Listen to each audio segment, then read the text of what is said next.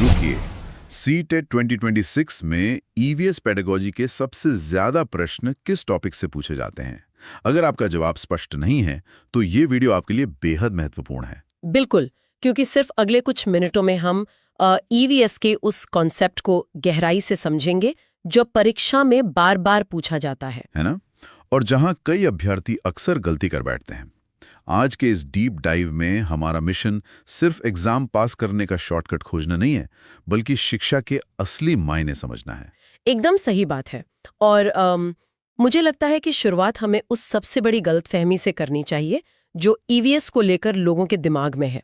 हाँ, मतलब अधिकांश लोग सोचते हैं कि ईवीएस केवल पेड़ पौधों, जानवरों और पर्यावरण की पढ़ाई है।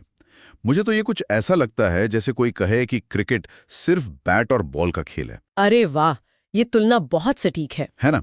जो क्रिकेट नहीं खेलता उसे लगता है कि बस एक गेंद फेंक रहा है, दूसरा मार रहा है, पर उसमें पिच, हवा का रुख, पूरी रणनीति होती है। लोग ईवीएस को भी बस एक नेचर वॉक समझ लेते हैं, जो कि बहुत बड़ी भूल है। सीटीईटी के अनुसार अगर हम देखें तो ईवीएस इससे कहीं अधिक व्यापक विषय है। ये केवल साइंस नहीं है और वो केवल सोशल साइंस भी नहीं है। तो फिर ये है क्या? मतलब इसका असली रूप क्या है? ईवीएस अर्थात एनवायरमेंटल स्टडीज का असली अर्थ है पर्यावरण और समाज का संगम। यह बच्चों को उनके प्राकृतिक और सामाजिक वातावरण की गहरी समझ देता है। अच्छा, यानी ये किताबी ज्ञान को डेली लाइफ से जोड़ता है। बिल्कुल, और यहीं से एकीकृत या इंटीग्रेटेड ईवीएस की अवधारणा जन्म लेती है। इसी कारण इसे इंटीग्रेटेड सब्जेक्ट कहा जाता है। तो प्रश्न आता है कि इंटीग्रेटेड ईवीएस का क्लासरूम में क्या अर्थ है? मतलब इसे पढ़ाते कैसे हैं? इंटीग्रेटेड ईवीएस का सीधा सा मतलब है अलग अलग विषयों को आपस में जोड़कर सीखना। इसे ऐसे समझिए कि ज्ञान को अलग अलग डिब्बों में बंद नहीं करना है। हाँ, इसे एक बहुत ही रोचक उदाहरण से समझते हैं। मान लीजिए बच्चा पेड़ के बारे में पढ़ रहा है।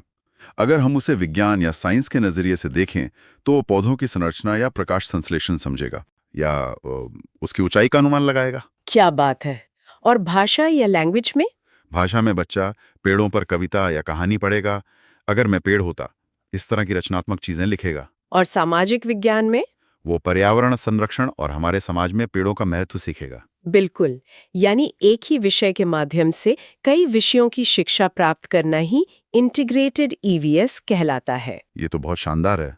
विषयों को जोड़ने का ये तरीका तो समझ आ गया, लेकिन छोटे बच्चों के लिए इसका वास्तविक जीवन में क्या महत्व है? बहुत बड़ा महत्व है। ईवीएस का लक्ष्य सिर्फ जानकारी देना नहीं है, बल्कि बच्चों में जीवन जीने के कौशल यानी लाइफ स्किल्स विकसित करना है। लाइफ स्किल्स मतलब जैसे समस्या समाधान कौशल? हाँ, प्रॉब्लम सॉल्विंग स्किल्स। ये उन्हें अपने आसपास की दुनिया को समझने में सहायता करता है। बच्चों में तीक्ष्ण अवलोकन क्षमता विकसित करता है।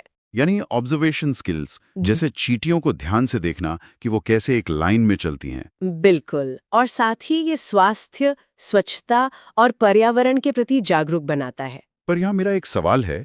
हमारे नोट्स में लिखा है कि ईवीएस बच्चों में सामाजिक और नैतिक जिम्मेदारी का विकास भी करता है। हाँ, बिल्कुल करता है। पर क्या इतने छोटे बच्चों से, मतलब 8-9 साल के बच्चों से नैतिक जिम्मेदारी की उम्मीद करना थोड़ी जल्दबाजी नहीं है? क्या ये उनके लिए बहुत भारी नहीं हो जाएगा? ये शंका बहुत आम है, लेकिन ये कोई भारी भरकम फिलॉसफी नहीं है।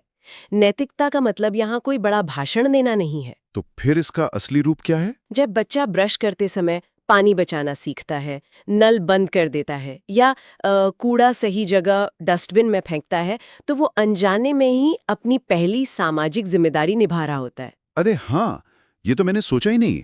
यानी छोटे छोटे कामों से बड़ी सीख। बिल्कुल, ये ही वास्तविक दुनिया के संबंध की असली ताकत है। पर इन जीवन कौशलों को विकसित करने के लिए जो हमारा पुराना पारंपरिक माहौल था, वो तो काम नहीं आएगा ना, जहां बच्चे बस चुपचाप बैठे रहते थे। एकदम नहीं, उन कक्षाओं का तो नक्शा ही बदलना होगा।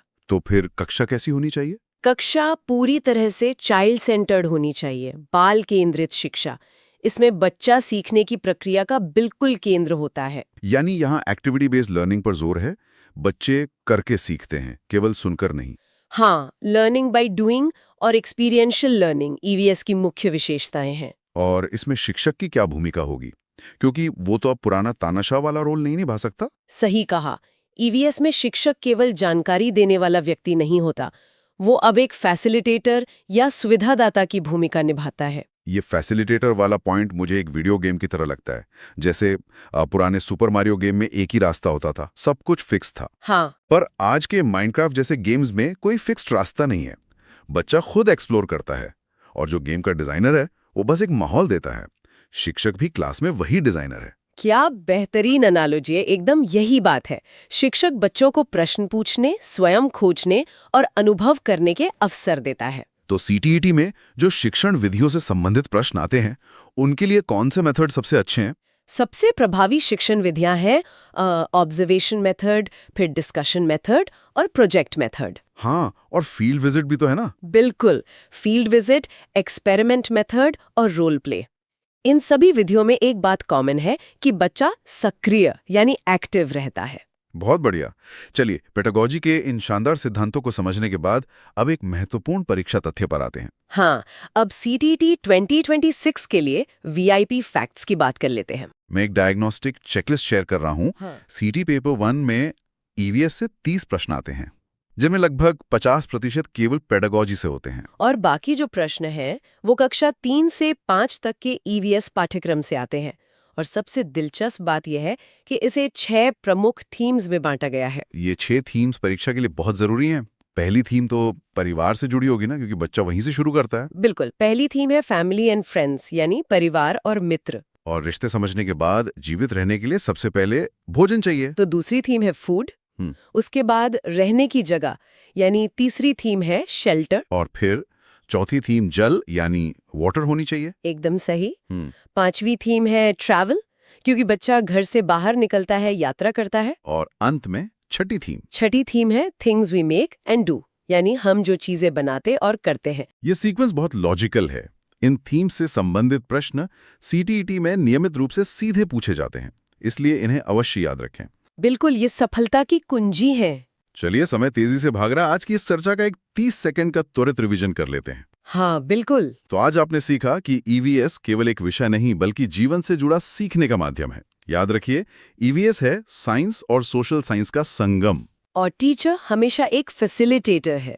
लर्निंग पूरी तरह से एक्टिविटी बेस्ड होनी चाहिए और चाइल्ड यानी बच्चा लर्निंग प्रोसेस का केंद्र होता है। अगर आपने ये 4 बातें समझ ली तो सीटीईटी 2026 ईवीएस पेडागॉजी के कई प्रश्न आसानी से हल हो जाएंगे। बिल्कुल हल हो जाएंगे। और दोस्तों, आज की चर्चा का अंत हम एक विचारणीय प्रश्न के साथ करना चाहते हैं। हाँ, जरा सोचिए, अगर हम बच्चों को पढ़ाने के इस एकीकृत और करके सीखने वाले तरीकों को हमारी वयस्क दुनिया, हमारे ऑफिस और हमारी जीवन शैली में भी लागू कर दें, तो क्या हमारी दुनिया की आधी समस्याएं अपने आप हल नहीं हो जाएंगी? ये सच में एक बहुत गहरा और सोचने वाला विचार है।